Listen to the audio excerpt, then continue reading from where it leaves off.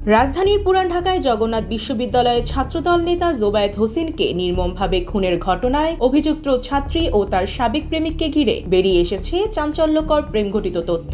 Police জানায়, জোবায়েদকে ছুরিকাঘাতে খুন করা হয় রোববার বিকেল 4:30টার দিকে পুরান ঢাকার আরমানিটোলার নূরবক্স লেনের একটি ভবনের 3য় তলায়। তিনি ওই বাড়িতে এক ছাত্রীকে পদার্থবিজ্ঞান, রসায়ন ও জীববিজ্ঞান পড়াতেন। সিঁড়ি জুড়ে রক্তের দাগ এবং 3য় তলায় উপুর হয়ে পড়ে থাকা অবস্থায় তার মরদেহ উদ্ধার করে পুলিশ।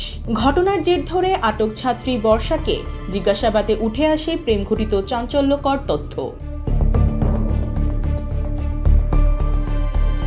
জিজ্ঞাসাবাদে আটক ছাত্রী বর্ষা জানিয়েছে, তার সাবেক প্রেমিক মাহিরের সঙ্গে 9 বছরের সম্পর্ক ছিল। তারা ছোটবেলা থেকেই পাশাপাশি বাড়িতে বড় হয়েছেন।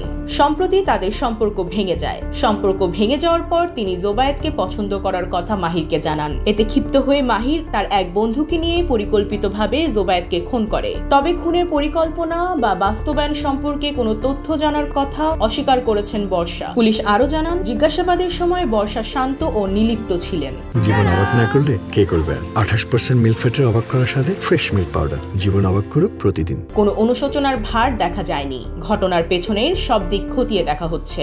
ঘটনার পর ক্ষোভে ফেটে পড়েন জবি শিক্ষার্থীরা। তারা বংশাল থানার সামনে বিক্ষোভ করে টায়ার জ্বালান, অবরোধ করে রাখেন তাঁতিবাজার মোড়। পুলিশ বর্ষাকে হেফাজতে নেন এবং মাহির রহমান সহ জড়িতদের ধরতে অভিযান শুরু করে।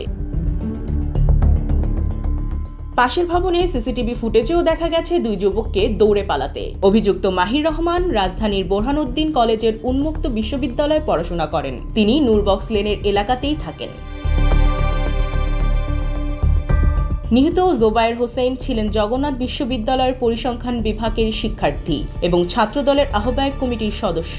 পরিবারের অভিযোগ, ঘটনার 14 ঘন্টা পেরিয়ে গেলেও এখনো মামলা নেননি পুলিশ। তারা ছাত্রীর পরিবার, প্রেমিক মাহির ও সহযোগীদের 6 জনের বিরুদ্ধে মামলা করার প্রস্তুতি নিয়েছেন। এদিকে পুরো ঘটনাটি তদন্তে নেমেছে পুলিশ। প্রেমঘটিত এই হত্যাকাণ্ডে প্রশ্ন উঠছে তরুণদের মাঝে বাড়তে থাকা সহিংসতা ও আইনি দুর্বলতা নিয়ে। পুলিশ বলছে, তদন্তের পরেই বেরিয়ে আসবে ঘটনার পূর্ণচিত্র।